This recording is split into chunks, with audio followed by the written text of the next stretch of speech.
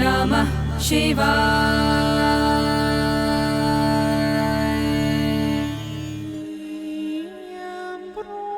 মদ্যপান, ধূমপান ও মাদক সেবন স্বাস্থ্যের পক্ষে ক্ষতিকারক। সকল শ্রোতা বন্ধুদের জানাই মহাশিবরাত্রির প্রতি শুভেচ্ছা ও অভিনন্দন। সবাই ভালো আছেন নিশ্চয়ই। আজ আপনাদের জন্য রয়েছে এক বিশেষ চমক। হঠাৎ সন্ধ্যেতে আমরা বিভিন্ন ধরনের গল্প প্রচার করে থাকি, অলৌকিক গোয়েন্দা, তন্ত্রমন্ত্র ইত্যাদি। অলৌকিক গল্পের আবহে আমরা দেখেছি সেখানে তন্ত্রমন্ত্র, ঝাড়ফুঁক, কালা জাদু ইত্যাদির ব্যবহার হয়ে থাকে। লেখক তার গল্পের রোমাঞ্চকর আবহ সৃষ্টির জন্যই এগুলির ব্যবহার করে থাকে। হঠাৎ সন্ধে কোনো কুসংস্কারকে প্রশ্রয় দেয় না। আমাদের সমস্ত শ্রোতা বন্ধুদের কাছে নিবেদন, অনুগ্রহ করে গল্প শোনার আনন্দে এই গল্পগুলি গ্রহণ করবে। হঠাৎ সন্ধেতে পূর্বে আপনারা গুপ্তধনের গল্প শুনেছেন, তাই আপনাদের ভালোবাসায় আবারও ফিরছে গুপ্তধনের একটি রোমাঞ্চকর গল্প। আজ আপনি শুনবেন সঙ্গীতা চৌধুরীর কলমে ক্ষেত্রপালের গুপ্তধন। আজকের গল্পের সূত্রধর আমি প্রীতম, গল্প পাঠে সৌরভ। গল্পটির কলমে সঙ্গীতা চৌধুরী, প্রধান চরিত্রে আমি প্রীতম এবং রৌনিক। শুরু হচ্ছে আজকের নিবেদন, ক্ষেত্রপালের গুপ্তধন।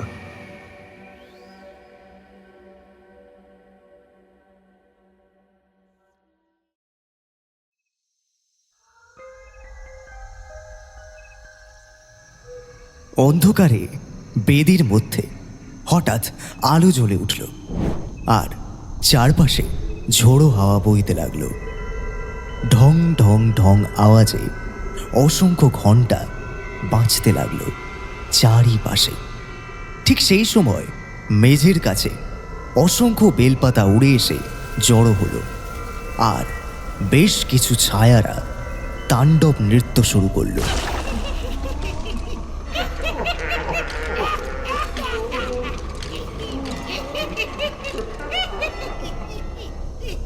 ছায়াদের তাণ্ডব নৃত্য শেষ হওয়ার পর সেগুলো অট্ট হাসি হাসতে হাসতে হাওয়ায় মিলিয়ে গেল, আর বেদিতে এতক্ষণ ধরে বসে থাকা ভৈরব মূর্তির চোখ দুটোতে যেন অগ্নিশিখা প্রকট হলো।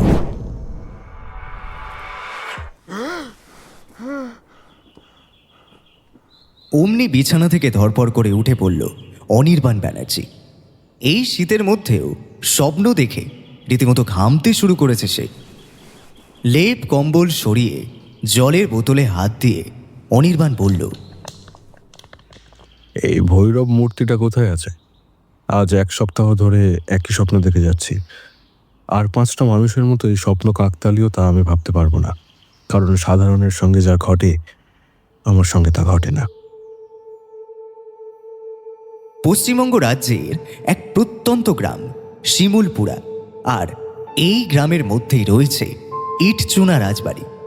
এই রাজবাড়ির পরতে পরতে লুকিয়ে রয়েছে ইতিহাস, আধ্যাত্মিক তত্ত্ব আর রহস্যের মেলবন্ধন। বর্গী হামলা থেকে শুরু করে নবাবী শাসন, ইংরেজ শাসন, এইসব থেকে শুরু করে স্বাধীনতা, এই সব কিছুর মধ্যেও এই রাজবাড়ি রয়ে গেছে। আর রয়ে গেছে এই রাজবাড়ির 350 বছরের ইতিহাস। তবে শিবরাত্রির শেষ চলতের মতো এই বাড়ির বংশধর সংখ্যা কমতে কমতে শেষে 2 এসে ঠেকেছে। বড় ছেলে মাণিক্য রায় আর ছোট ছেলে বিভূতি রায়, দুজনেরই স্ত্রী পুত্র নিয়ে ভরা সংসার। এদের প্রত্যেকেরই একটি করে ছেলে।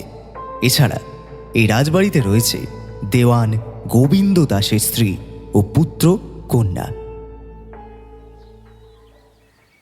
একদিন পড়ন্ত বিকেলে দেওয়ান গোবিন্দ দাসের ঘরে এসে উপস্থিত হলেন বড় কর্তা এবং ছোট কর্তা। গোবিন্দ তখন চোখ থেকে চশমাটা খুলে চশমার কাঁচটা রুমাল দিয়ে পরিষ্কার করছিল। গোবিন্দ দাস অম্লান বদনে দুজনকে ঘরে ঢুকতে বলে আপ্যায়ন করলেন। এসো এসো বড় খোকা, ছোট খোকাও যে এসেছো দেখছি। এসো ঘরে বসো। কাকা, আমরা একটা জরুরি আলোচনা করতে এসেছি। তোমার বৌমা বলল কাকিমা হেমন্ত আর পাখিকে নিয়ে বাপের বাড়ি গেছে দুদিনের জন্য। তাই আমরা ভাবলাম এই সুযোগে কিছু জরুরি কথা আছে, এখন এসে তোমার কাছে বলে নেওয়া যাক। বলো না বড় খোকা, কি বলবে? কাকা, কিভাবে যে শুরু করবো বুঝতে পারছি না, তবে কথাটা তো না বললেও নয়। দেখো, আমাদের দু ভাইকেই তো প্রায় ব্যবসার কাজে শহরের দিকে যেতে হয়, আর গ্রামে ভবিষ্যৎ বলতে কি আছে বলো? তাই আমরা ভাবছিলাম বাড়িটা যদি বিক্রি করে দেওয়া যায় আর কি। মানে বুঝতে পারছো? এই বাড়ি বিক্রি করে দেবে? তোমাদের সিদ্ধান্তে আমার কোনো অসুবিধা নেই। তোমরা যা সিদ্ধান্ত নেবে আমি হাসি মুখে তাই স্বীকার করব। আমাকে শুধু একটু আগে থেকে বলো, আমি বরং ছেলে মেয়েকে নিয়ে দেশের বাড়ি ফিরে যাব। না কাকা, তা হয় না। এই বাড়ি বিক্রি করা হলেও তোমার দেশের বাড়ি যাওয়া হবে না। একদম তাই, তোমাকে এই নিয়ে কোনো চিন্তা করতে হবে না। আমি আর ছোট দুজনে মিলে শহরে একটা বড় বাংলো বাড়ি কিনবো ভেবেছি। তুমিও আমাদের সঙ্গে চলে যাবে সেখানে। সত্যি সত্যি তোমরা দুজন একদম তোমাদের বাবার মতো হয়েছ। এক মুহূর্তের জন্য আমার দম বন্ধ হয়ে এসেছিল। আজ কত পুরুষ ধরে আমরা তোমাদের সঙ্গে আছি, তোমাদের সেবায় একসঙ্গে আছি। ভাবলাম এবার কি তবে সত্যি আলাদা হতে হবে? কাকা, কাকা তুমি তো আমাদের পরিবারেরই সদস্য। হেমন্ত, পাখি, কাকিমা, তোমাদের কাউকে তো আমরা পর ভাবি না। কিন্তু এই বাড়ি বিক্রি করবে কি করে? এই বাড়ির রহস্য কোনোভাবে ধামা চাপা দেওয়া আছে। আমি তো সকলকে বলেই দিয়েছি, রাত্রেবেলায় কেউ যেন ওই বেদির কাছে না যায়। ভগবান ওই সময় বিশ্রাম নেন। আমার বারণ ছেলেমেয়েরা সবাই শুনে বলে ওই দিকে কেউ যায় না।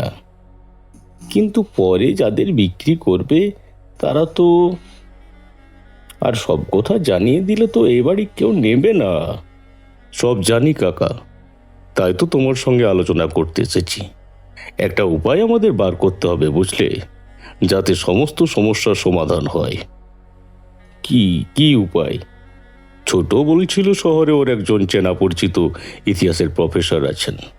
তিনি আবার নানান রকম অনুসন্ধানমূলক কাজকর্ম করে বেড়ান। ওই শখের গোয়েন্দা যাকে বলে আর কি। বয়স ওই 42-এর কাছাকাছি। নাম অনির্বাণ ব্যানার্জি। তাই আমি ভাবছিলাম 15ই ফেব্রুয়ারি শিবরাত্রি উপলক্ষে ওনাকে সস্ত্রীক নিমন্ত্রণ করব। আমাদের বাড়ির এই সমস্যার যদি উনি কিছু সমাধান করতে পারেন। আমি তো কিছুই বুঝতে পারছি না। ইতিহাস পড়ায় গোয়েন্দা, সে সবে কি করবে? এখানে তো খুনে ডাকাত কেউ নেই। তোমরা তাকে ডাকতে চাও, নেমন্তন্ন করতে চাও, সে খুবই ভালো কথা। কিন্তু বাড়ির সমস্যা সে কি করে সমাধান করবে? কাকা, তুমি যেমন ভাবছো অনির্বাণ তেমন নয়। উনি একজন অধ্যাপক, বিভিন্ন অনুসন্ধানমূলক কাজ করেন। এর পাশাপাশি ওনার আরও একটা পরিচয় আছে। উনি এবং ওনার স্ত্রী দুজনেই তন্ত্রমতে দীক্ষিত। তাই আমার মনে হয় এই সমস্যাটা উনি সমাধান করতে পারবেন। আমার মনে হয় উনিই পারবেন। আমি যতটুকু ওনার বিষয়ে জানি তাতে আমার মনে হয় আমাদের এই সমস্যায় উনিই হবেন আমাদের জন্য যোগ্য পরামর্শদাতা। তোমরা যদি সিদ্ধান্ত নিয়ে থাকো তাহলে আমি তো বাধা দিতে পারি না। তোমরা দুজনেই বড় হয়েছো, সেই ছোট্টটি আর নেই। তোমাদের নিজেদের আজ পরিবার হয়েছে। যেটা ভালো বুঝবে সেটাই নিশ্চয়ই করবে। আর এই বাড়ির যাতে ভালো হয় তাতে আমারও মত রয়েছে, এটা নিশ্চয়ই তোমরা জানো। নিশ্চয়ই। আসলে এই পুরো ব্যাপারটা নিয়েই তোমার সঙ্গে আলোচনা করতে এসেছিলাম। আমাদের মাথার উপর বাবা নেই, মা নেই, তুমিই আছো। ছোট থেকে তোমাকেই দেখে আসছি, তাই বলছি তুমি আমাদের কি পরামর্শ দাও। দেখো, কর্তা মানে তোমার বাবা মশাইয়ের কথা বলছি। উনি সবসময় বলতেন, কোনো মানুষকে না বাজিয়ে তাকে কোনো গুরু দায়িত্ব দিতে নেই। আমিও তোমাদের সেই একই কথাই বলবো। জীবনে যাই করো না কেন, কর্তা মশাইয়ের এই কথাটা মনে রেখো। আমি বুঝতে পারছি কাকা, তুমি কি বলতে চাইছো। তোমার কথা মতোই কাজ হবে। আমি ছোটকে সব বলে দিয়েছি।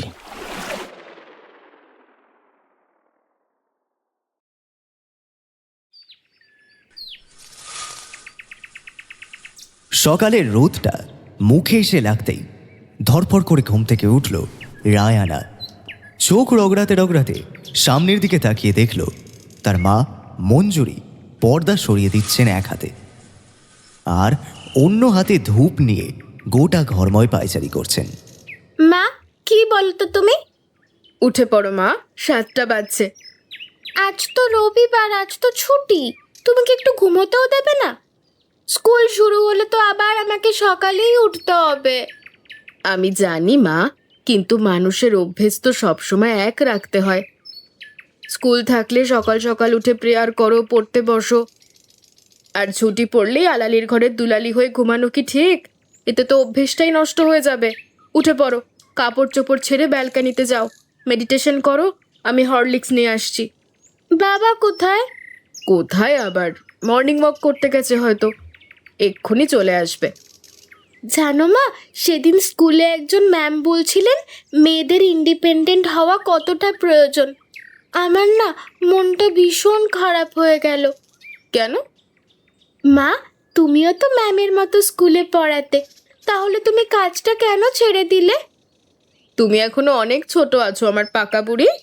মোটেই না, আমি তো ক্লাস 6-এ পড়ি। বেশ, তো তুমি ক্লাস 7-এ ওঠো, আমি তারপর তোমাকে সবটা বলবো। এখনই বলো। তুমি যদি বড় হতে তাহলে আমাকে এই প্রশ্নটাই করতে না। চাকরি করাটাও যেমন মানুষের ব্যক্তি স্বাধীনতা, তেমন চাকরি না করাটাও মানুষের ব্যক্তি স্বাধীনতা। আমার একটা সময় মনে হয়েছিল আমি চাকরি করব না, আমি সংসার করতে চাই। তোমার বাপি কলেজ থেকে ফিরবে, তুমি স্কুল থেকে ফিরবে, আর আমি সারাদিন ধরে ঘরের টুকটাক কাজ করে যাব। আর মঞ্জুরি হঠাৎ অন্যমনস্ক হয়ে পড়ল। তার মনে পড়ে গেল বহু বছর আগে কামাক্ষার শ্মশানে কাটানো এক রাতের কথা। শ্মশানের একপাশে যজ্ঞকুণ্ড, সেখানে আগুন জ্বলছে, আর দুই ধারে লাল বস্ত্র পরে বসে আছে অনির্বাণ আর মঞ্জুরি। তাদের সামনেই বসে আছেন তাদের গুরুদেব আদিত্য নন্দনাথ। আগুনের শিখার গতি যত ঊর্ধ্ব হচ্ছে তত শক্তিশালী হচ্ছে মন্ত্র। ওম কামাখ্যাদেবায় স্বাহা, মহাকালায় নীলকণ্ঠায় স্বাহা, ওম মৃত্যুঞ্জয় শিবরুদ্রায় হুম স্বাহা। অনির্বাণ আর মঞ্জুরি, এই অভিষেকের সঙ্গে সঙ্গে তন্ত্রমতে তোমাদের দুজনের নাম পরিবর্তন হবে, আর তোমার নাম আজ থেকে হবে রুদ্রানন্দ আর বিমলা। আমি যা কিছু জানি সব তোমাদের দিলাম। এবার তোমরা সিদ্ধান্ত নেবে, তোমরা সাধন মার্গে থাকবে না সাধারণ জীবন যাপন করবে। আমি সাধনা করব গুরুদেব, দেবীর অপার শক্তির সম্মুখীন হতে চাই। আমি পারবো? নিশ্চয়ই পারবে। সাধনা সহজ কথা নয়, তবে যদি মনকে স্থির করো তবে নিশ্চিত দেবীর কৃপা পাবে। আর অনির্বাণ, তুমি? আমি সাধনা আর কর্ম দুটোই একসঙ্গে চাই। আমি সংসার চাই গুরুদেব, সন্তান চাই, আর সন্তানকে মানুষ করতে গেলে কর্ম ত্যাগ করলে চলে না। বেশ, তবে তাই হোক। তবে মনে রেখো অনির্বাণ, তোমার এই সাধনা একদিন তোমার কর্মকেও ছাপিয়ে যাবে। তোমার জীবনে এমন নিশ্চিত দিন আসবে যেদিন এই সাধনার দ্বারাই তুমি অনেক বড় কোনো কাজ করবে, কারণ গাছের একটি পাতাও তার ইচ্ছা ছাড়া নড়ে না। ভবিষ্যতের কোনো এক দিনের জন্য তোমাকে প্রস্তুত করতে আজকের তোমার এই অভিষেক।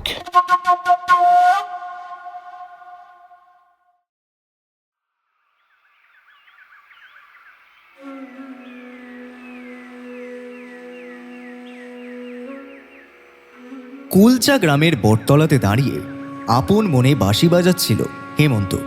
হঠাৎ তার বোন তার কাছে এসে দাঁড়ালো। দাদা, কিছু বলবি বোন? তোকে একটা কথা বলবো বলবো করে আর বলা হয়নি। কি? আমি না বাবার কথা না শুনে এক সপ্তাহ আগে একদিন কৌতূহলবশত রাত্রেবেলা ওই বেদির কাছে চলে গিয়েছিলাম। তারপর? হঠাৎ দেখলাম দালানের সমস্ত আলোগুলো একবার করে নিভছে আর একবার করে বন্ধ হচ্ছে। চারপাশে পচা গলা একটা উৎকট গন্ধ বেরিয়ে আসছে।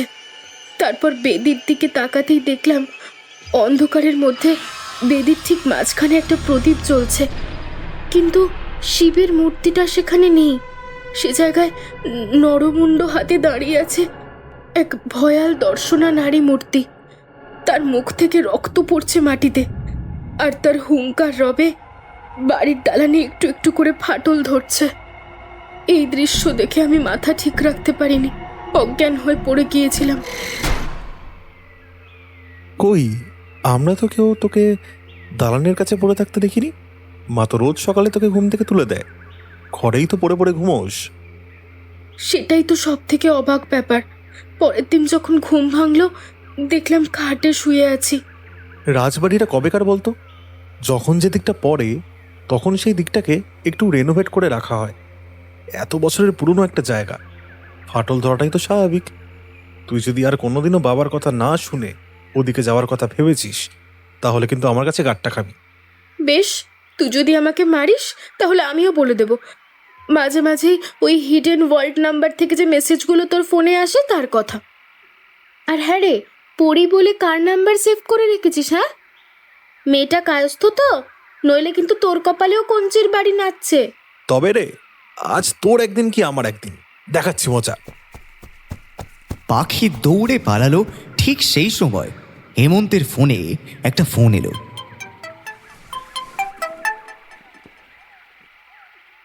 উপাস থেকে কি বলল শোনা গেল না, তবে হেমন্ত বলল, আমি দেখছি, চিন্তা করো না, ফিরে গিয়েই ব্যাপারটা দেখছি।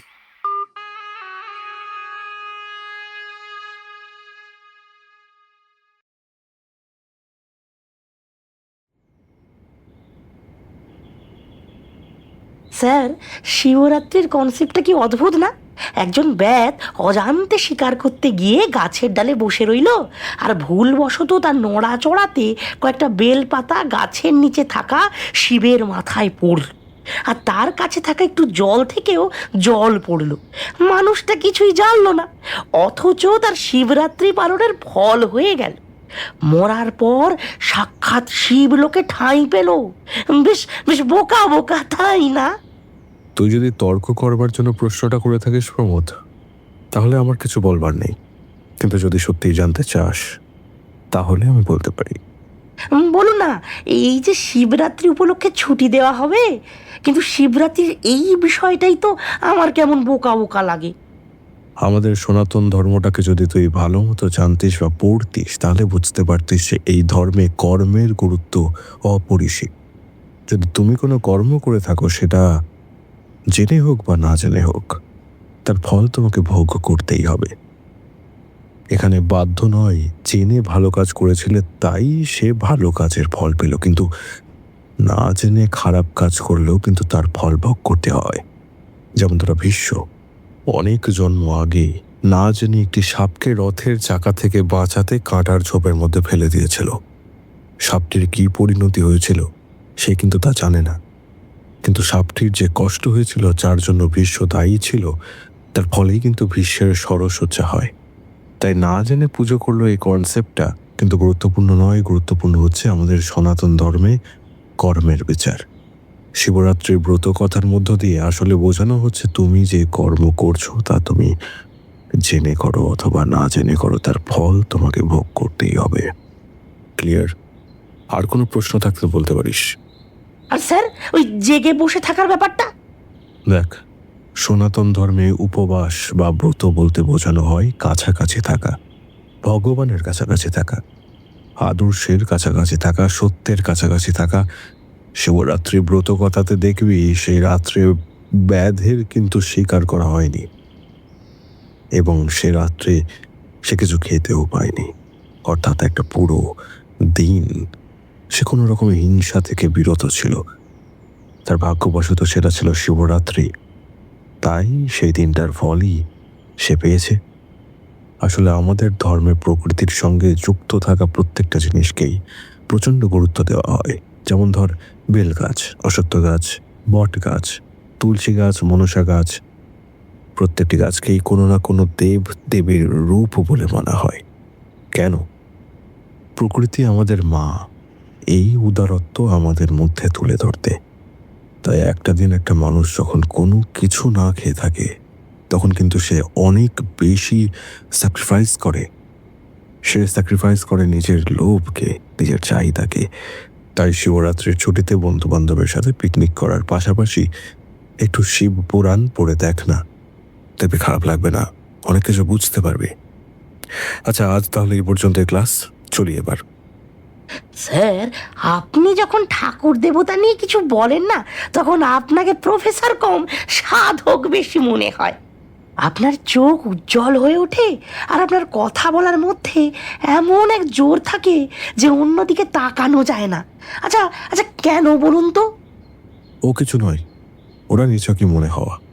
উঠি এবার, তোমরা সবাই ছুটি ভালো করে কাটিও।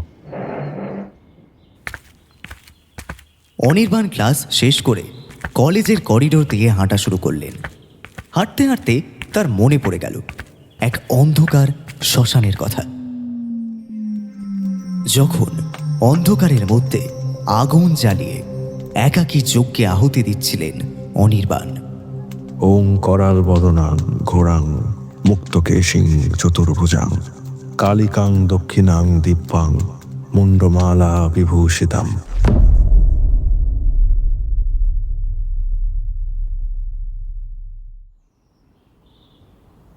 কলেজ থেকে বেরিয়ে গাড়িতে উঠলেন অনির্বাণ।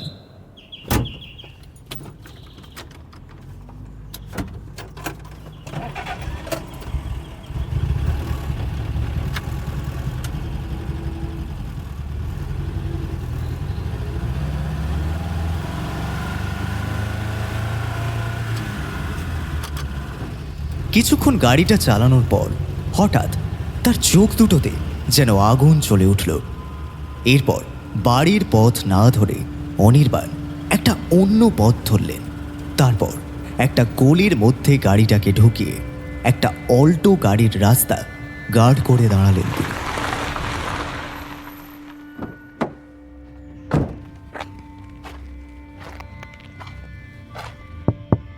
অল্টো গাড়ির কাঁচে দুবার নক করলেন।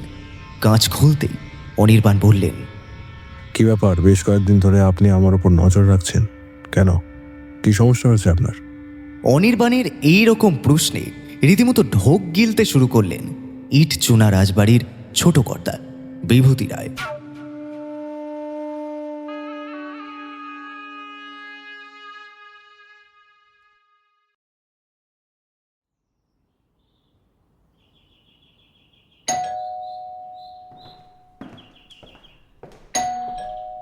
আসছি আসছি। আরে বাবা, কলিং বেল টিপলেও তো হয় না, যে মানুষটা আসবে তাকে তো একটু আসার সময় দিতে হয়। মঞ্জুরি, তোমার সাথে একটা জরুরি কথা ছিল। কি ব্যাপার বলো তো? জীবনে এই প্রথমবার তোমাকে জিজ্ঞাসা না করে একজনকে কথা দিয়ে ফেলেছি। কি কথা? এই শিবরাত্রি উপলক্ষে আমরা একটা জায়গায় যাব। অনির্বাণ, তুমি তো জানো শিব চতুর্দশীর এই সময়গুলো আমরা সচরাচর কোথাও যাই না। এমন কি হলো যে তুমি আমার সাথে কথা না বলেই? তোমাকে বলা হয়নি, দীর্ঘদিন ধরেই আমি এটা বুঝতে পারছি যে কেউ আমাকে ফলো করছে। আজ সেই ব্যক্তিকে হাতে নাতে ধরলাম। একটা অল্টো গাড়ি করে আমার পিছু নিয়েছিল। আমি ফিল্মি কায়দায় গাড়িটার সামনে দাঁড়িয়ে গিয়ে প্রশ্নটা ছুটতেই ভেবাচাকা খেয়ে গেলেন। নমস্কার, আমি বিভূতি রায়। আসলে একটা কারণে আপনার দ্বারস্থ হয়েছি বলতে পারেন। ইটাচুনা রাজবাড়ির নাম নিশ্চয়ই শুনে থাকবেন, শিমুলপুরা গ্রামে রয়েছে। আমি ওই জমিদার বাড়িরই বংশধর। আমরা দুই ভাই, আমি ছোট ছেলে। আমাদের জমিদার বাড়িতে একটি মন্দির আছে, সেখানে রাধা কৃষ্ণ এবং শিবলিঙ্গ সবই রয়েছে। প্রত্যেক বছর জমিদারি রীতি অনুযায়ী শিবরাত্রি উপলক্ষে একটা পারিবারিক অনুষ্ঠান করা হয় এবং সেখানে কোনো তান্ত্রিক সাধককে আমন্ত্রণ জানানো হয়। এবছর আমরা নাথ সম্প্রদায় দীক্ষিত কাউকে আমন্ত্রণ করার কথা ভেবেছিলাম। একজনের সঙ্গে যোগাযোগও করেছিলাম, কিন্তু তিনি আসতে পারছেন না। আপনি যদি আপনার স্ত্রীকে নিয়ে আসতেন তাহলে ভালো লাগতো। আমার একটি মেয়েও রয়েছে, ক্লাস 6-এ পড়ে। হ্যাঁ, আপনি পুরো পরিবার নিয়ে আসুন না। আসলে শিবরাত্রির দিন আমাদের প্রথম প্রহরের যে পুজোটা হয়, জমিদার আমলের রীতি অনুযায়ী সেটা তন্ত্র মতে অভিষিক্ত কাউকে দিয়েই করানো হয়। তাই একরকম বিপদে পড়েই আপনার দ্বারস্থ হয়েছি। আর আমি একজনের কাছ থেকে শুনেছিলাম যে আপনি তন্ত্র মতে অভিষিক্ত, তবে আপনি তো নিজের এই সাধনার কথা রীতিমতো গোপন করেই রাখেন। তাই সত্যি কি মিথ্যা যাচাই করতে একটু ফলো করছিলাম। তার জন্য ক্ষমা চাইছি। বেশ, আমি যাব। ঠিকানাটা আমাকে মেসেজ করে দেবেন ফোনে। আমি শিবরাত্রির আগের দিন পৌঁছে যাব। এখন চলি।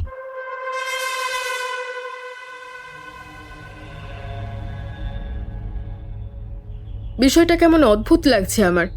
একটা জমিদার বাড়িতে শিবরাত্রির পুজোয় তন্ত্রমতে অভিষিক্ত কাউকে লাগে, সেটা তো তোমার জায়গায় যে কেউ হতে পারতো। উনি না হয় তেমন বিশেষ কাউকে চেনেন না, কিন্তু আমরা তো চিনি। আমাদের কোনো গুরু ভাইকেও তুমি বলে দিতে পারতে। হঠাৎ তুমি যাওয়ার জন্য এক পা বাড়িয়ে রাজি হলে কেন? আবার পুজোর আগের দিনই যেতে চাও।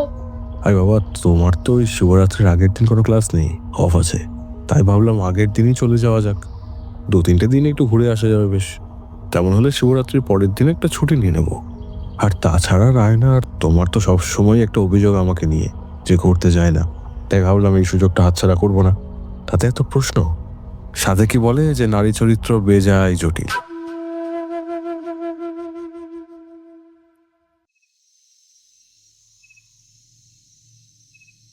ইটচুনা রাজবাড়ির সমস্ত ফটকগুলো যখন বন্ধ হয়ে গেল, ঠিক সেই সময় জমিদার বাড়ির সামনে এসে হাজির হলো দুজন মানুষ। দুজনের মুখেই রং দিয়ে আঁকিবুকি কাটা। বেশ কিছুক্ষণ অপেক্ষা করার পর অপর প্রান্ত থেকে মুখোশ পরা একজন জমিদার বাড়ির প্রধান ফটকটা খুলে দিল।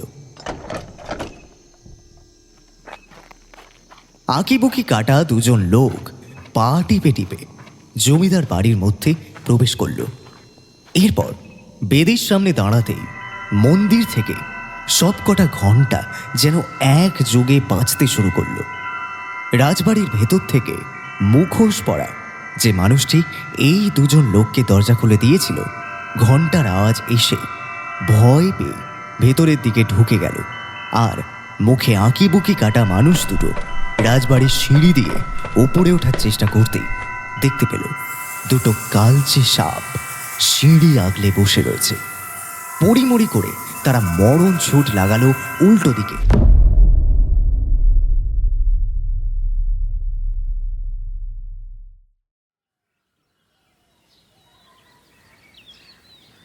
পরদিন বিভূতি যখন নিজের গাড়িতে করে প্রফেসর অনির্বাণ ব্যানার্জি, মঞ্জুরি এবং রায়ানাকে নিয়ে ইটাচুনা রাজবাড়িতে এলেন, তখন দেওয়ান তাদেরকে চুপি চুপি জানালেন, ছোট খোকা, কাল রাত্রে বাড়ির মূল ফটক একেবারেই খোলা ছিল, অথচ অন্যান্য দিনের মতো আমি নিজে তালা দিয়ে ফটক বন্ধ করেছিলাম। আজ সকালে উঠে বড় বৌমা দেখেছে।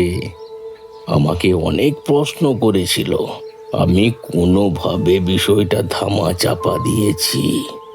আচ্ছা ঠিক আছে, এখন অতিথিদের সামনে সব কথা থাক। দাদা বাড়িতে আছে তো? বড় খোকাকে খবর পাঠানো হয়েছে, আসছে। আপাতত এনাদের খাবার জায়গায় নিয়ে চলো। অনেক দূর থেকে এসেছেন, খাওয়া দাওয়া করে নিক। গোবিন্দ এবং বিভূতি যখন নিজেদের মধ্যে কথা বলছিলেন, তখন রায়ানা, মাণিক্য ও বিভূতি রায়ের ছেলে সূর্য ও আর্যর সঙ্গে বন্ধুত্ব পাতিয়ে ফেলে। সূর্য তার থেকে 2 ক্লাস উঁচুতে পড়ে, আর আর্য একই ক্লাসে পড়ে। মঞ্জুরিকে দেখে মেয়েলি গল্প জুড়ে দেন রায়বাড়ির বড় বউ, কিন্তু অনির্বাণের চোখ কেমন যেন ঘোর লাগার মতো হয়ে থাকে। এই রাজবাড়িতে পা দেওয়ার সঙ্গে সঙ্গে সে যেন কেমন একটা হয়ে গেছে। কেন বারবার মনে হচ্ছে এই জায়গাটা আমি আগেও দেখেছি, এত চেনা পরিচিত কেন লাগছে রাজবাড়িটাকে। আমাকে একবারই রাজবাড়ির সমস্ত দিকগুলো ঘুরে দেখতে হবে। মঞ্জুরি বাড়ির বড় বউ অনামিকার সঙ্গে কথা বলার মাঝে মাঝেই স্বামীর এই ভাব বদল লক্ষ্য করে। বৌদিমণি, তুমি বরং সূর্য, আর্য আর রায়নাকে নিয়ে উপরে যাও। মঞ্জুরি বৌঠান আমাদের সঙ্গে যাবেন। বিভূতির কথা অনুযায়ী বড় বউ তখন ছেলেপুলেদের নিয়ে উপরে গেল। ঠিক তখনই মাণিক্য রায় ওপর থেকে নিচে নেমে অনির্বাণকে লক্ষ্য করে কথা বলতে শুরু করলেন। আরে আসুন আসুন, কি সৌভাগ্য আমার। অনির্বাণ মাণিক্য রায়ের কথার প্রত্যুত্তর না দিয়ে ঘোরের মধ্যে বলে চললেন, সেই নাগ কিশোরের গন্ধটা আমি এখানে পাচ্ছি। গন্ধটা কোথা থেকে আসছে? কিসের গন্ধ? নাগকেশর? তেমন কোনো জিনিস তো আমাদের বাড়িতে নেই। মাণিক্য রায়ের কথা না শুনে অনির্বাণ এগিয়ে গেলেন নিজের মতো করে। কিছুটা এগোতেই বেদির উপর বসে থাকা মহাদেবের মূর্তিটা তার চোখে পড়ল। এক হাঁটু ভাঁজ করে আরেক পা মুড়ে বসে, এক হাত হাঁটুর সামনে রাখা, ঠিক তার স্বপ্নে দেখা মহাদেবের মূর্তির মতো। অনির্বাণ মুহূর্তে বেদির উপর এবং নিচের জায়গাগুলো লক্ষ্য করল। তার স্বপ্ন মিলে গেছে।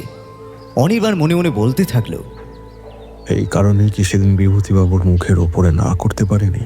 হাজার চেষ্টা করেও মনে হচ্ছিল ভেতর থেকে কেউ যেন গলাটা টিপে ধরছে। তবে কি আমার সাধনার ক্ষেত্রে এই বাড়ির বিশেষ কোনো ভূমিকা রয়েছে? তাই শিবরাত্রির সময় নিজের বাড়ি ছেড়ে, গুরুগৃহ ছেড়ে আমাকে এখানে টেনে আনা হলো। কি হলো বলো তো তোমার? বড়দাদা তোমার সঙ্গে কথা বলছেন, তুমি কোনো উত্তর দিচ্ছ না কেন? আর এমনভাবে বা তাকিয়ে আছো কেন? কিছু হয়েছে? ওনার কি শরীর খারাপ করছে? এ কি রে ছোট? শরীর খারাপ তো অস্বাভাবিক কিছু নয় দাদা।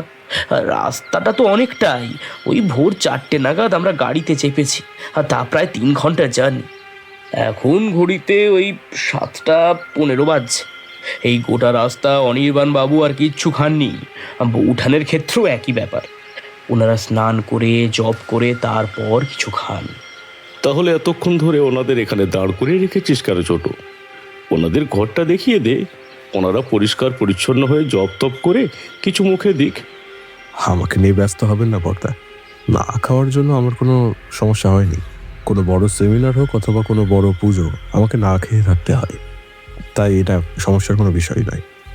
আমি একটা কথা জিজ্ঞাসা করতে চাই। বলুন না। এই ক্ষেত্রাধিপ ভৈরব এখানে কে এনেছেন? আর আনা যখন হয়েছে তখন ভৈরবী নেই কেন? ভৈরবী ছাড়া ওনাকে এখানে আনাই তো ঠিক হয়নি।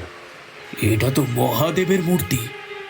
আমাদের পূর্বপুরুষ জমিদার ভূপেন্দ্র নারায়ণ এনেছিলেন, তা আজ থেকে প্রায় 150 বছর আগে। এনেছিলেন কিন্তু প্রতিষ্ঠা করতে পারেননি, কারণ এটা শিবলিঙ্গ নয়, এটা ভৈরব। ভৈরব সবসময় তার শক্তিকে পাহারা দেয়। তাই ভৈরবের পাশে চামুণ্ডা বা ভৈরবী থাকে। আর শক্তি ছাড়া যদি ভৈরব মূর্তিকে নিয়ে আসা হয় তাহলে তা বংশের জন্য অভিশাপ হয়ে দাঁড়ায়।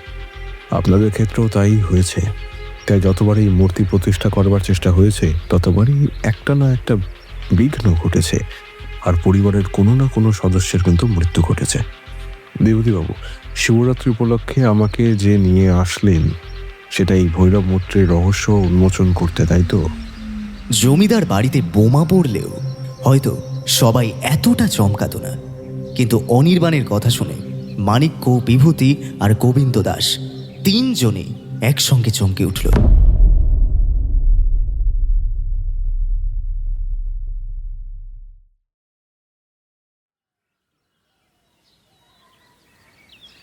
খাওয়া দাওয়া মিটে যাওয়ার পর মঞ্জুরি অনির্বাণকে বলল, সত্যি করে বলো তো, এখানে আসার পিছনে আসল কারণটা কি? তুমি কি আগে থেকে কোনো সংকেত পেয়েছিলে? সংকেত না স্বপ্নাদেশ তা বলতে পারবো না মঞ্জুরি, তবে বিগত বেশ কয়েকদিন ধরে আমি রাত্রে এই জমিদার বাড়ি এবং বেদিতে বসে থাকা ওই ভৈরব মূর্তি প্রত্যক্ষ করেছি, এবং তার সঙ্গে প্রত্যক্ষ করেছি নানান অলৌকিক ঘটনা। ভৈরব মূর্তিকে কেন্দ্র করে ভৈরব, চেলা চামুন্ডা আবির্ভাব, এই স্বপ্ন আমাকে বেশ ভাবিয়ে তুলেছিল। তারপর ছোটদাদা মানে বিভূতি রায় আমার কাছে এলেন শিবরাত্রিতে। আমার কলকাতা ছেড়ে কোথাও যাওয়া তো সম্ভব নয়, কথা আমি বলতেই যাচ্ছিলাম, কিন্তু ঠিক সেই সময়ই খেয়াল হলো কেউ যেন অলক্ষ্যে আমার গলাটা টিপে ধরেছে। আর স্বপ্নের সেই ভৈরব মূর্তি যেন আবারও আমাকে দেখা দিয়ে গেল। আমি তখনও তোমাকে সবটা বলিনি।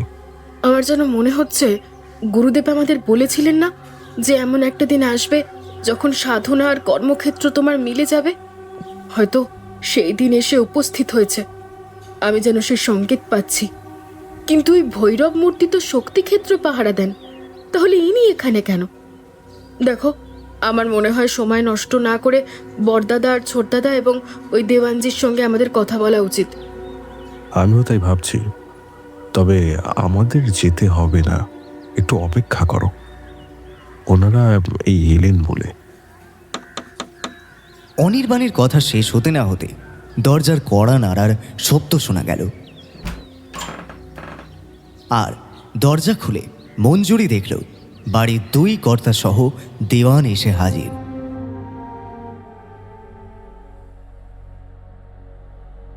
রাজবাড়ির কিছুটা দূরে একটা দোতলা মাটির বাড়ি থেকে আঁকিবুকি মুখে কেটে একজন দূরবীন নিয়ে বসে রাজবাড়ির ভেতরটা নজর রাখছিল।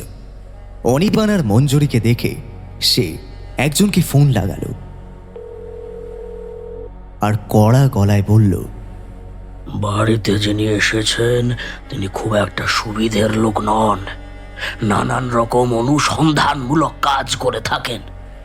আমার মনে হচ্ছে গুপ্তধনের লোভেই এখানে আসা হয়েছে। ভালো করে নজর রাখো। গুপ্তধন কোথায় আছে জানতে পারলে আজ রাতে আবার আমরা হানা দেব। আর এবার সাপ মারার বিষ নিয়ে যাব। সাপও মরবে, আর লাঠিও ভাঙবে, আর গুপ্তধনও আমাদের হবে। অপর প্রান্ত থেকে জবাব এলো, বউ বাচ্চা নিয়ে এসেছে দেখছি। ভেবেছিলাম অনুষ্ঠান উপলক্ষে নিমন্ত্রণ করেছে, কিন্তু এ তো দেখছি মারাত্মক জিনিস। ঠিক আছে, আপনি চিন্তা করবেন না, বাড়ির গুপ্তধন আমি বাড়ি ছাড়া হতে দেব না। আমি নজর রাখছি। আমার শেয়ারের ব্যাপারটা মাথায় রাখবেন।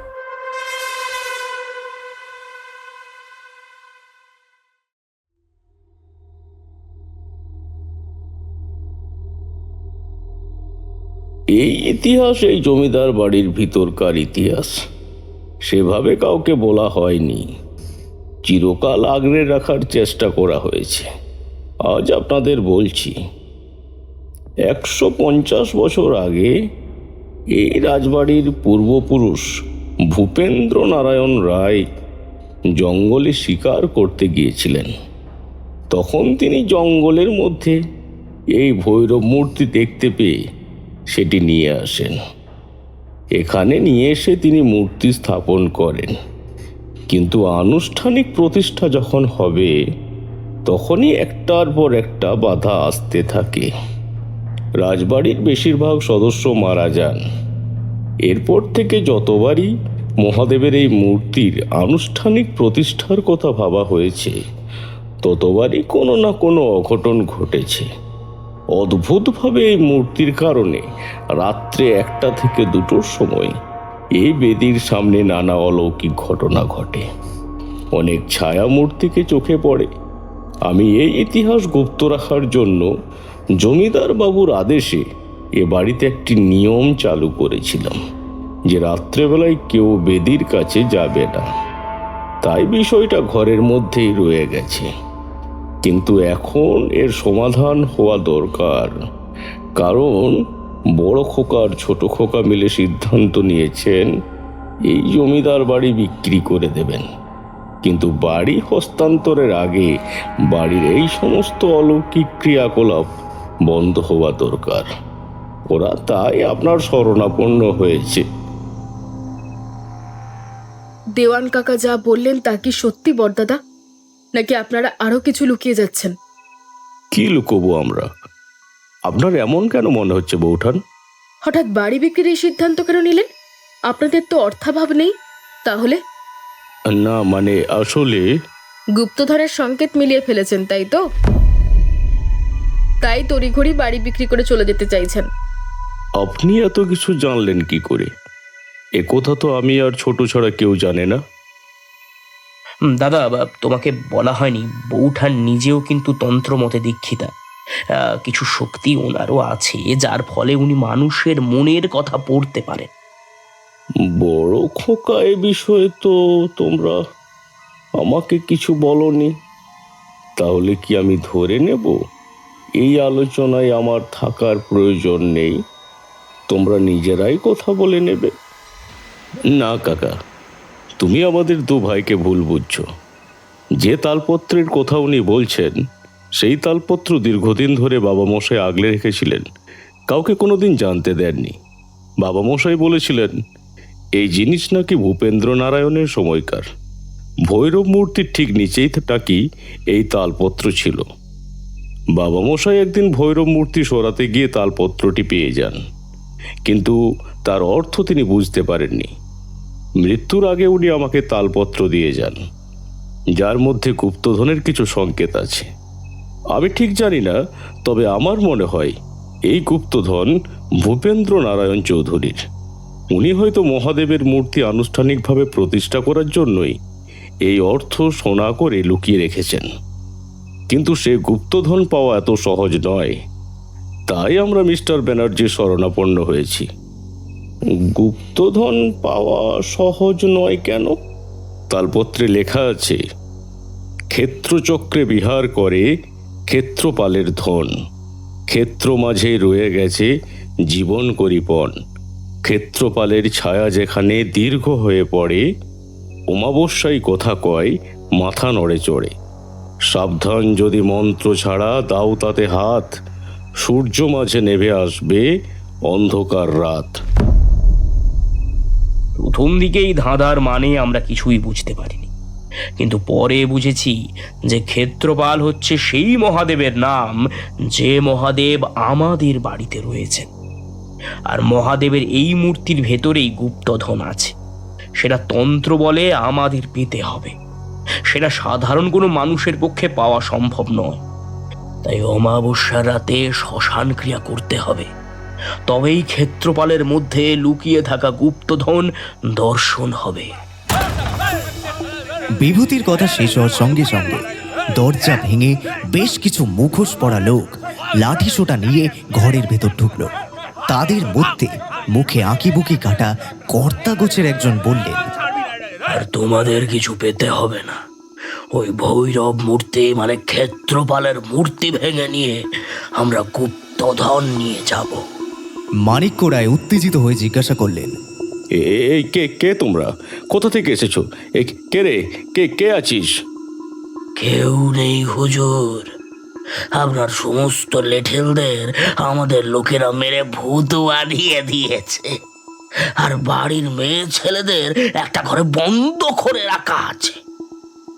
হ্যাঁ, তারা কেউ কিছু টের পাবে না, কারণ ঘর বন্ধ করার আগে তাদের মুখের উপর ভালো করে ঘুম পাড়ানির ওষুধ ছিটিয়ে দেওয়া হয়েছে। এসব কাজে মেয়ে ছেলে থাকলে খুব অসুবিধে হয়, কিন্তু আপনাদের এই ঘরে যে একজন মেয়ে আছে সেটা আমরা ভুলে গিয়েছিলাম। যাই হোক, আমরা মেয়েদের গায়ে হাত দেব না, বাচ্চাদের ক্ষতি করব না। আমাদের দাবি খুব পরিষ্কার, ক্ষেত্রপালের মূর্তির মাঝে যে গুপ্তধন আছে তা আমাদের দিয়ে দাও। এই তোরা এদেরকে ওপর থেকে নিচে নিয়ে আয়। সমস্ত হিসেব ওই ক্ষেত্রপালের সামনেই হবে। নিয়ে আয়।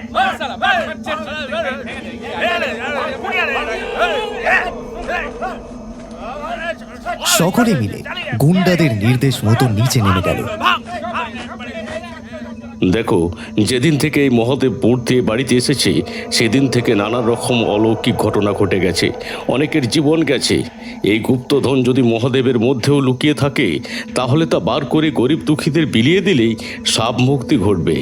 আমরা সেই কারণেই গোয়েন্দা নিয়ে এসেছি। গুপ্তধন নিয়ে নিজেরা ভোগ করব বলে নয়, গুপ্তধন বার করে কোনো শৈব ক্ষেত্রে দান করব। তাতে যদি এই বংশের উপর লেগে থাকা অভিশাপ কাটে। তোমাদের যদি অর্থ চাই তাহলে বলো, যা অর্থ চাও আমি দিয়ে দিচ্ছি, কিন্তু এই গুপ্তধনে হাত দিও না। বেশ, তো তোমাদের এত যখন সাহস তাহলে গুপ্তধন তোমরাই খুঁজে নাও। ভৈরব মূর্তির থেকে বার করে নাও গুপ্তধন। সে তো নিয়ে যাবই। এর আগে একদিন রাতে এসেছিলাম, কিন্তু তখন ভেবেছিলাম গুপ্তধন বড় কর্তার ঘরে রয়েছে, কারণ ধাঁধা অনুযায়ী ক্ষেত্রপালের ছায়া সব থেকে দীর্ঘ হয়ে পড়ে সিঁড়ির কাছে ভূপেন্দ্র নারায়ণ চৌধুরীর ঘরটাতে। আর যেখানে মানিক্য রায় মানে বড় কর্তা থাকেন, তাই মূর্তি ছেড়ে বোকার মতো সিঁড়ি দিয়ে বড় কর্তার ঘরে ঢোকার চেষ্টা করেছিলাম, কিন্তু কপাল খারাপ। হঠাৎ করে এখানকার বাস্তু সাপ দুটোর সঙ্গে দেখা হয়ে যায়। আর সে কারণে সাপের জম নিয়ে এসেছি, পুরো বাড়িতে ছিটিয়ে দেওয়া হয়েছে। ভেবেছিলাম বড় কর্তার ঘরে সিন্দুক ভেঙে গুপ্তধন নিয়ে যাব, কিন্তু না, ক্ষেত্রপালের ক্ষেত্র মাঝেই তো গুপ্তধন আছে। তাহলে দাঁড়ায় যে ভৈরবের মধ্যেই আছে গুপ্তধন। ক্ষেত্রপালের মূর্তিটা নিয়ে গেলেই হবে। এই এই কে আছিস? ভৈরবের মূর্তিটা তোল। গুন্ডাদের মধ্যে একজন তাদের গুরুর নির্দেশ মেনে ভৈরব মূর্তির দিকে এগিয়ে গেল। ঠিক সেই সময় মঞ্জুরি চোখ বন্ধ করে হাতে কর গুনতে শুরু করলো, আর গুন্ডাদের হাতে থাকা লাঠিগুলো হাওয়ায় অদৃশ্য হয়ে তাদেরই মাথায় বাড়ি মারতে থাকলো। মাথা ফেটে জখম হয়ে প্রত্যেকটা গুন্ডা মুহূর্তের মধ্যে মেঝেতে পড়ে গেল। বাড়ির মধ্যে ভেলকি দেখে মানিক্য রায়, বিভূতি রায় এবং গোবিন্দ দাস বেশ অবাক হলেন। সেই সঙ্গে সঙ্গে মঞ্জুরির শক্তি দেখে মঞ্জুরির প্রতি শ্রদ্ধা তাদের মনের মধ্যে বেড়ে গেল। অন্যদিকে সন্ডা গুন্ডা মতো গুন্ডাদের প্রধান তখন পালিয়ে যাওয়ার চেষ্টা করছে। অনির্বাণ তাকে ছুটে গিয়ে ধরে ফেলল। এবার তোমার মুখটা দেখি।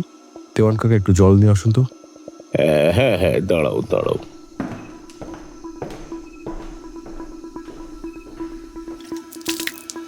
জলের ছিটে দিতে মুখটা স্পষ্ট হয়ে গেল। এ তো প্রতাপ রায়, এবার গ্রাম পঞ্চায়েতের ভোটে দাঁড়িয়েছে, তুমি এখানে? ছি ছি ছি ছি ছি, আমি তো ভাবতেই পারছি না। তোকে আমরা পুলিশে দেব। কাকা, প্রতাপ রায়কে আমার হাতে ছেড়ে দাও। আমি মেরে হাতের সুখ মিটিয়ে নিচ্ছি। থামোকা পুলিশ দিলে খড়ের ব্যাপার বাইরের লোক জেনে যাবে। তাছাড়া গুপ্তধনের ব্যাপারটা সবাই যেন জানে, সেটাও তো তোমরা চাও না, তাই না? তুমি দেওয়ান কাকার ছেলে হেমন্ত, তাই তো? প্রতাপ রায়কে ছাড়িয়ে নিয়ে যেতে চাইছো কেন? যাতে নতুন করে ষড়যন্ত্র করতে পারো? না না মিস্টার ব্যানার্জি, আপনি ভুল ভাবছেন। ও আমাদের বাড়ির ছেলে। বরদাদা, সর্ষের মধ্যে যে ভূত থাকে। বেশ, আমি না হয় আপনাদের প্রমাণ দিচ্ছি। হেমন্ত, আমার ফোনটা দাও তো একবার। দাও। কি হলো? উনি চাইছেন যখন ফোনটা দিচ্ছিস না কেন? তুই যদি নির্দোষ হয়ে থাকিস তাহলে তো তোর ভয় পাওয়ার কোনো কারণ নেই।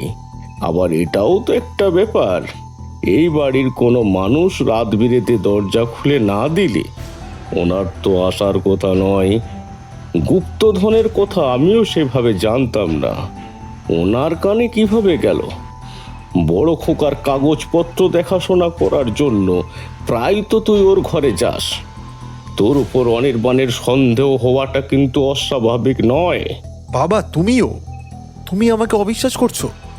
তুমি চিরটা কাল আমার সঙ্গে এমন গড়ে গেছো, আমার থেকে বেশি ভালোবেসেছো বর্দা আর ছোড়দাকে, আজও তাই করছো।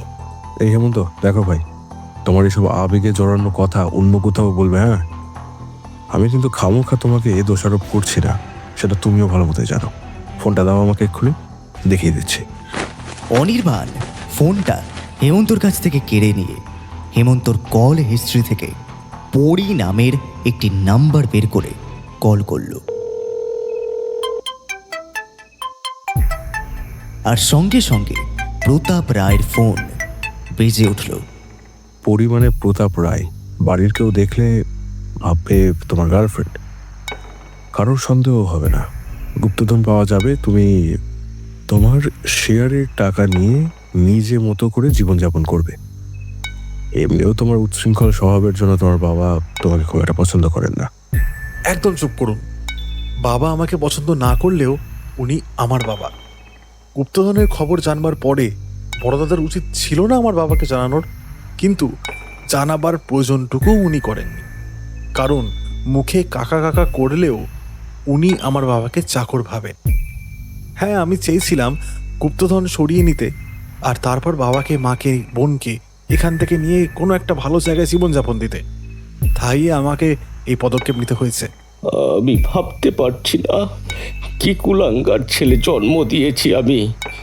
বড় খোকা, বড় খোকা, ছোট খোকা, তোমরা এক্ষুনি ওকে জেলে দেওয়ার ব্যবস্থা করো। হেমন্ত, কাকাকে চিরকাল আমরা নিজেদের গুরুজন ভেবেছি, আর তোকে ছোট ভাই ভেবেছি। গুপ্তধন নিয়ে আমরা কেউ নিজেদের মধ্যে ভাগাভাগি করে নিতে চাইনি রে।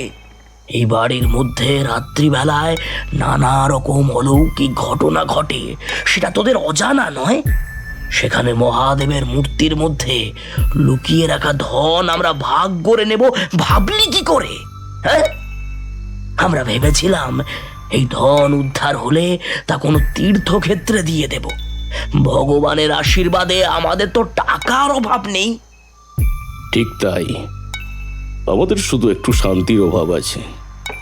যতবার এই মূর্তি প্রতিষ্ঠার কথা হয়েছে ততবার কোনো না কোনো অঘটন ঘটেছে। এবারই ছেলেরা প্রায় অকালে মরে যায়। তাই আমাদের দুই ভাইয়ের মনে হয়েছিল হয়তো এই গুপ্তধন উদ্ধার করে কোনো তীর্থ দান করে দিলে পরিবারের উপরে থাকা এই সাপ কেটে যাবে। কাকার তো বয়স হচ্ছে, তাই কাকাকে সবটা বলতে চাইনি, কিন্তু এখন বলছি, কাকা, আমরা সত্যিকারের এই বাড়ি বিক্রি করতে চাই না। শুধু চাই এ বাড়িতে রাত্রিবেলায় যা যা ঘটনা ঘটছে সেই সব ঘটনা ঘটা বন্ধ হোক। আর তার মীমাংসা করতেই আমরা মিস্টার ব্যানার্জিকে তার স্ত্রী সমেত ডেকে আনিয়েছি। এই প্রতাপ রায়ের একটা ব্যবস্থা করা গেলে আমি এইবারে গুপ্তধনের আসল কথা বলি। আমি ভুল করেছি মিস্টার ব্যানার্জি, আপনি পুলিশে ফোন করুন। আমি আমার সমস্ত দোষ স্বীকার করব। আর কোনো দরকার নেই হেমন্ত। গুপ্তধনের হদিশ না পাওয়া পর্যন্ত এই প্রতাপ রায় আমাদের সঙ্গে থাকবে, আর এই যাতে কোনো গড়বড় না করতে পারে তুমি সেটুকু নজর রেখো। কিন্তু মিস্টার ব্যানার্জি, এটা একটু বেশি রিস্ক হয়ে যাবে না? আমার উপর ভরসা রাখুন বর্তাদা। আপাতত একে একটা ঘরে বন্ধ রেখে দাও, আর বাড়ির মেয়েদের কিছু বলার দরকার নেই। শুধু মাথায় রেখো, কালকে সকালে শিবের পুজো মিটিয়ে আমি, মঞ্জুরি ও বাড়ির ছেলেরা সবাই মিলে একটা জায়গায় যাব, এই ক্ষেত্রপালকে সঙ্গে নিয়ে। আপনার কথা আমরা কিছু বুঝতে পারছি না, একটু বুঝিয়ে বলুন। বুঝে বলছি, দাঁড়াও। যে অর্থ আপনারা বার করেছেন তা সঠিক নয়। ক্ষেত্রপালের ধন ক্ষেত্রপালের কাছেই আছে, কিন্তু সেটা এই মূর্তির মধ্যে নয়। এই ভৈরব মূর্তিকে ক্ষেত্রপাল বলা হয়েছে কারণ তিনি নির্দিষ্ট জমি, গুপ্তধন অথবা শক্তি ক্ষেত্র পাহারা দিতেন। তাই তাকে স্থানচ্যুত করা হয়েছে বলেই এই পরিবার অভিশপ্ত হয়ে গিয়েছে। রোজ রাতে এই পরিবারে যা হয় তা আসলে ভূতদের তাণ্ডব। এই তাণ্ডব বন্ধ করতে গেলে ক্ষেত্রপালকে তার জায়গায় ফিরিয়ে দিতে হবে, আর ক্ষেত্রপালকে তার জায়গায় ফিরিয়ে দিলে তার সেই ক্ষেত্রের মধ্যেই গুপ্তধনের হদিশ মিলবে। তাই আমাদের সেখানে যেতে হবে যেখান থেকে ক্ষেত্রপালকে আনা হয়। কিন্তু এই ক্ষেত্রপাল কোথা থেকে নিয়ে আসা হয়েছে তা তো আমরা জানি না। পর্দা, যে ধাঁধা আপনারা পেয়েছেন তা আপনার পূর্বপুরুষের লেখা নয়, তা কোনো সিদ্ধ পুরুষের লেখা। যাতে কখনো যদি ক্ষেত্রপাল স্থানচ্যুত হয় তাহলে এই লেখার অর্থ বুঝে তাকে আবারও তার জায়গায় পৌঁছে দিতে হবে। গুপ্তধনের কথাটা বলতে পারেন সেই কারণেই লেখা, যাতে মানুষ স্বেচ্ছায় না হোক লোভে পড়ে হলেও ক্ষেত্রপালকে তার জায়গায় ফিরিয়ে দিয়ে আসে। এবার আসি জায়গার কথায়। ধাঁধার প্রথম লাইন স্মরণ করুন। ক্ষেত্রচক্রে বিহার করে ক্ষেত্রপালের ধন, অর্থাৎ বিহার রাজ্যের ক্ষেত্রচক্রে গুপ্তধন রয়েছে। বিহারে ক্ষেত্র অর্থাৎ তলভূমি নামের একটি বন আছে, আর এই বনের চক্র অর্থাৎ বনের মধ্যে গেলে আমরা দেখতে পাবো এমন কোনো প্রাচীন বেল গাছ যাতে চক্র চিহ্ন করা আছে, আঁকা আছে বলতে পারেন। সেখানেই ক্ষেত্রপাল অবস্থান করতেন। বেশ তো মিস্টার ব্যানার্জি, আমি তাহলে সব ব্যবস্থা করে দেব। আরে যে হেমন্ত, তুই ভাই তোর ওই পরীকে একটু নজরে রাখিস। তুমি আমাকে আর লজ্জা দিও না ছোটদা, আমি সত্যি অনুতপ্ত। প্রতাপ রায় আমাদের সঙ্গে যাবে, কিন্তু তাকে আমি চোখে চোখে রাখবো। কিন্তু মিস্টার ব্যানার্জি, আপনি সব দিক ভেবেচিন্তেই প্রতাপ রায়কে আমাদের সঙ্গে নিয়ে যাওয়ার কথা বলেছেন তো? হেমন্ত, অনির্বাণ যেটা বলছে সেটা একটা নির্দিষ্ট কারণে বলছে, আমি সেটা বুঝতে পেরেছি। তোমরাও সময় হলে বুঝতে পারবে। আর প্রতাপবাবু, আপনাকে বলছি, মনের মধ্যে থাকা লোভকে একটু সংবরণ করুন, না হলে কিন্তু আপনারই বিপদ। এমনিতেই আপনি ক্ষেত্রপালের ধন চুরি করার জন্য বেশ বড়সড় পরিকল্পনাই করেছিলেন, তাই ধরা পড়ে এবার একটু সংযত হন।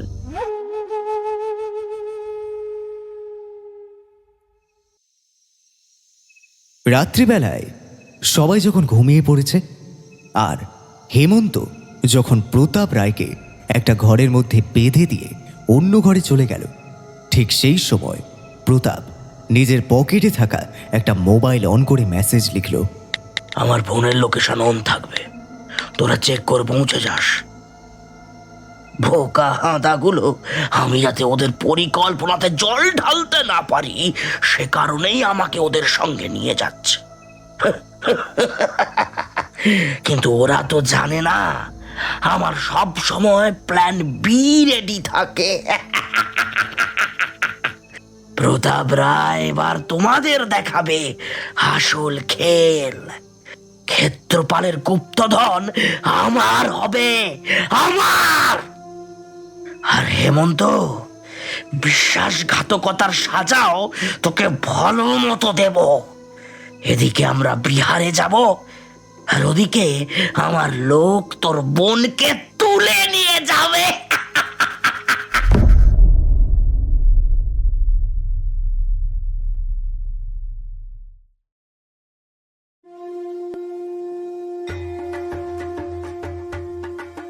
শিবরাত্রির দিন ইটচুনা রাজবাড়ির শিবলিঙ্গের অভিষেক করে তারপর সকলে রওনা দিল ক্ষেত্রপালকে সঙ্গে নিয়ে।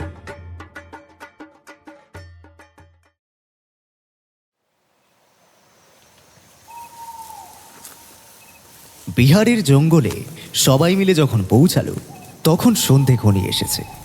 তবে গভীর বনের মধ্যে গিয়ে সবার মনে হলো এ যেন সন্ধে নয়, গভীর রাত। তলভূমি বনের মধ্যে সবাই মিলে চক্র দেওয়া বেলগাছ খুঁজতে শুরু করলো। শেষমেশ মঞ্জুরি দেখতে পেল। এই দেখো দেখো, বেলগাছের মাথায় বাবুই পাখির ঝড়ে পড়া পালক দিয়ে একটা চক্র আঁকা, আর নিচে একটা বেদি মতো। অনির্বাণ ক্ষেত্রপালকে হাতে করে নিয়ে এসেছিল। সে এগিয়ে গিয়ে বলল, এখানেই আমাদের ক্ষেত্রপালকে রাখতে হবে, এটাই তার জায়গা। জয় পিনাকপানি ত্রিশূলধারীর জয়। ক্ষেত্রপালকে সেই বেদির মধ্যে রেখে অনির্বাণ কর গুণে মন্ত্র জপ করতে শুরু করল। ঠিক সেই সময় অন্ধকারের মধ্যে ক্ষেত্রপালের ওই জায়গাটুকু শুধু দিনের আলোর মতো ঝলমল করে উঠল। জয় জয় মহাদেব, জয় শিবশম্ভু। কালের ঊর্ধ্বে যে যার কোথায় রাত দিন হয় তাকে আমরা আবদ্ধ করে রেখেছিলাম। ক্ষমা করো প্রভু, ক্ষমা করো আমাদের সকল অপরাধ। দাদা, দাদা, যা দেখছি তা যে বিশ্বাস হচ্ছে না। ক্ষেত্রপালকেই বেদিতে রাখতেই যে সব ঝলমল করে উঠল, কিন্তু কিন্তু কেন? ক্ষেত্রপাল আমাদের গুপ্তধনের হদিশ দিতে চান না, তাই মনে করো সেই লাইনটা। ক্ষেত্রপালের ছায়া যেখানে দীর্ঘ হয়ে পড়ে, এই আলোর মধ্যে দেখে নাও কোন দিকটায় ক্ষেত্রপালের ছায়া দীর্ঘ হয়ে পড়েছে। বেলগাছের পিছন দিকটায়, ওখানে ক্ষেত্রপালের পুরো শরীরের ছায়াটা দীর্ঘ হয়ে পড়ছে। আমরা কি তাহলে এখন ওদিকেই যাব? চলো মহাদেবের নাম স্মরণ করতে করতে চলো। জয় মহাকাল, জয় শিব শম্ভু, হর হর মহাদেব। শিবের নাম দিয়ে ধ্বনি তুলতে তুলতে অনির্বাণ আর মঞ্জুরি সহ মাণিক্য, বিভূতি, দেওয়ান গোবিন্দ দাস, হেমন্ত ও প্রতাপ সেই জায়গায় গিয়ে পৌঁছালো যেখানে শিবের ছায়া দীর্ঘ হয়ে পড়েছে। সঙ্গে সঙ্গে মাটি কেঁপে উঠল, আর ওদের শুদ্ধ মাটি নিচে নেমে গেল কয়েক হাত। সকলে তাজ্জব হয়ে দেখল মাটির নিচে ঘর, আর সেই ঘরের একটা দিকে সিংহাসনের ওপর রাখা সোনার বাজু বন্ধ, আর তার ঠিক নিচে রয়েছে সোনার কপাল পাত্র। বাবা অনির্বাণ, এসব তো হ্যাঁ কাকা, অঘরীর কপালপাত্র তন্ত্র সাধনার অংশ, আর সোনার বাজুবন্ধ দেবীর শক্তির অংশ। আর এগুলোকেই পাহারা দিতেন ক্ষেত্রপাল ভৈরব। এই কারণেই ধাঁধাতে ওই লাইনটি লেখা রয়েছে, অমাবস্যা কথা কয় মাথা নড়ে চড়ে, অর্থাৎ অমাবস্যার রাতে এগুলির ব্যবহার হয়। এগুলি যে আসলে সিদ্ধ বস্তু তা বোঝাতেই মাথা নড়ে চড়ে লেখা হয়েছিল। অঘরীর কপালপাত্র তো আসলে নরমুণ্ডই। বর্তাদা, আজকের পর থেকে আপনাদের পরিবারের সাপ মুক্তি ঘটল, আর রায় পরিবারের সদস্যরা অকালে মারা যাবে না, আর রাত বিরেতে ওই বাবার চেলা চামুন্ডারা তাণ্ডবও করবে না। চলুন এবার ফেরা যাক। ক্ষেত্রপাল আমাদের তার গুপ্তধন দর্শনের সৌভাগ্য দিয়েছেন, কিন্তু এই গুপ্তধনকে আমরা স্পর্শ করতে পারবো না। প্রণাম করেই আমাদের ফিরে যেতে হবে। তোরা ফিরে যেতে হলে ফিরে যা, আমি ফিরে যাব না। আমি এই সোনার কপাল পাত্র আর বাজু বন্ধ নিয়ে তবে ফিরবো। তবে তোরাও ফিরে যেতে পারবি না। ওপরে আমার লোক অপেক্ষা করছে, তোদের লাশ ফেলে দেবে। আর এমনিতেও এতক্ষণে রাজবাড়িতে রক্ত গঙ্গা বয়ে গেছে। আর হেমন্ত, তুই আমার সাথে বিশ্বাসঘাতকতা করেছিলিস না? হ্যাঁ, তোর বোনকে আমার লোকেরা এতক্ষণে তুলে নিয়ে গেছে। শয়তান, তোকে আমি শেষ করে ফেলবো। তোর এত বড় সাহস, তুই আমার বোনের দিকে হাত বাড়াস? হেমন্ত এগিয়ে যায় প্রতাপের দিকে, গিয়ে তার গলা চেপে ধরে। দেওয়ান গোবিন্দ দাস কান্নায় ভেঙে পড়ে। পাখি মা, পাখি রে, কি সর্বনাশ হলো রে তোর পাখি। হেমন্ত, না। দেওয়ান কাকা, আপনি কেন ভেঙে পড়ছেন? উঠুন, চিন্তার কিচ্ছু নেই। আমি বলছি তো, এই ফাঁকা আওয়াজে ভয় পাবেন না। আমি এখানে আসার আগে বাড়ির বাইরে পুলিশ পোস্টিং করে এসেছি। প্রতাপ রায়ের লোক এতক্ষণে জেলের গারদে। আর তোমাকে বলে দিই যে প্রতাপ রায় এই স্থান ক্ষেত্রপালের, তার ইচ্ছে ছাড়া এখানে কেউ আসতেই পারবে না। তোমার চেলারা কেউ এখানে আসতে পারেনি। তার মানে তো আমি এখানে এসেছি বাবার ইচ্ছায়। তাই তো দাঁড়াচ্ছে। তাহলে বাজু বন্ধ আমি নিয়েই যাব। প্রতাপ, দাঁড়াও, ধাঁধাটা মনে করো। সাবধান, যদি মন্ত্র ছাড়া দাও তাতে হাত, সূর্য মাঝে নেমে আসবে অন্ধকার রাত। তুমি পূর্ণাভিষিক্ত সাধক নও, তুমি যদি এতে হাত দাও তাহলে নিজের সর্বনাশ ডেকে আনবে। নিজের সর্বনাশ এভাবে ডেকো এখন না। মহাকালের কাছে এসেছো, লোভকে জয় করো। এখনো সময় আছে, সরে আসো, হাত দিও না ওইসবে। তোমার এইসব ভাটের বলি তুমি তোমার কাছেই রাখো প্রফেসর। আমি এই বাজু বন্ধ নিয়ে তারপর যাব। অনির্বাণের কোনো নিষেধ শুনল না প্রতাপ। সে লোভে পড়ে বাজুবন্ধের দিকে হাত দিল, আর সঙ্গে সঙ্গে সোনার বাজুবন্ধ, সোনার কপাল পাত্র যেখানে রাখা ছিল সেই জায়গাটা অন্ধকার হয়ে গেল। আর কোথা থেকে একটা পঞ্চমুখী সাপ এসে প্রতাপকে পেঁচিয়ে ধরল। প্রতাপ আর্তনাদ করতে শুরু করলো। বাঁচাও, বাঁচাও আমাকে প্রফেসর।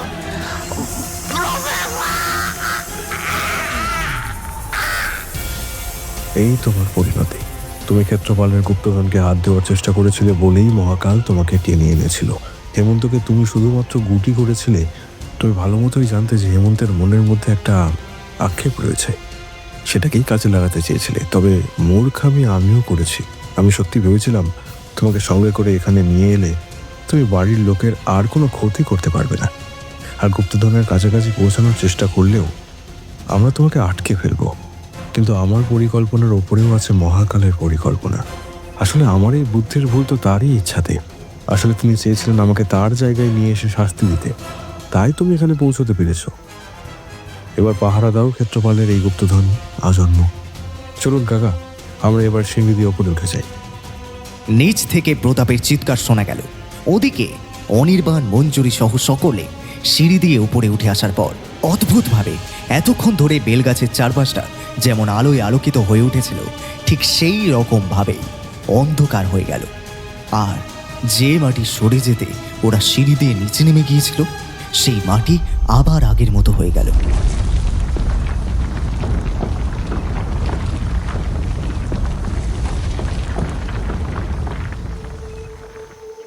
ক্ষেত্রপালের গুপ্তধন দেখার স্বস্তি নিয়ে প্রত্যেকে বাড়ির পথে রওনা দিল। খালি বিভূতি বলল, আচ্ছা মিস্টার ব্যানার্জি, আপনি পুলিশ পোস্টিং করে এলেন আর আসার সময় মানে অথচ প্রতাপ রায় এত বড় একটা অন্যায় করেছে জেনেও তাকে সঙ্গে করেই নিয়ে এলেন। সত্যি করে বলুন তো, এখানে এসে যে এমন কিছু ঘটবে তা আপনি আগাম টের পেয়েছিলেন না? হ্যাঁ, ঠিক তা নয়, তবে একটু আগে সাপ যেভাবে প্রতাপকে আঁকড়ে ধরলো, সেই দৃশ্য আমি গতকাল রাত্রে স্বপ্নের মাধ্যমে দেখতে পেয়েছিলাম। তখনই বুঝেছিলাম প্রতাপ নিজের লোভ ত্যাগ করতে পারবে না, কিন্তু অদৃষ্টে বাধা দেওয়ার ক্ষমতা তো নেই কারোরই। আর তাই সে সবকিছু জেনেও প্রতাপকে নিয়ে আসতে হয়েছিল। সবই তারই ইচ্ছা। জয় শিব শম্ভু। অনির্বাণ শিবশম্ভুর জয়ধ্বনি করে চুপ হয়ে গেল। কিন্তু মঞ্জুরি লক্ষ্য করল অনির্বাণের চোখ দুটো আগের থেকে অনেক বেশি উজ্জ্বল লাগছে, যেন এক কঠিন সাধনায় সে সিদ্ধি লাভ করেছে। তবে কি ক্ষেত্রপালের গুপ্তধনের এই ঘটনা শুধু রায়বাড়ির অভিশাপ মুক্তি ছিল না? অনির্বাণ আর মঞ্জুরির গুরুর নির্দেশত সেই চূড়ান্ত সাধনা ছিল, যে সাধনার পর অনির্বাণের কর্ম আর সাধনা এক হয়ে যাবে।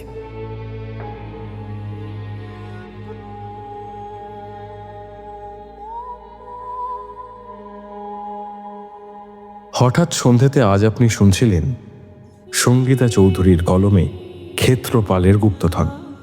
অনির্বাণের চরিত্রে আমি প্রীতম, হেমন্তের চরিত্রে রৌনক, নানান চরিত্রে রয়েছে আবির, বর্ণালী ও মানঞ্জয়।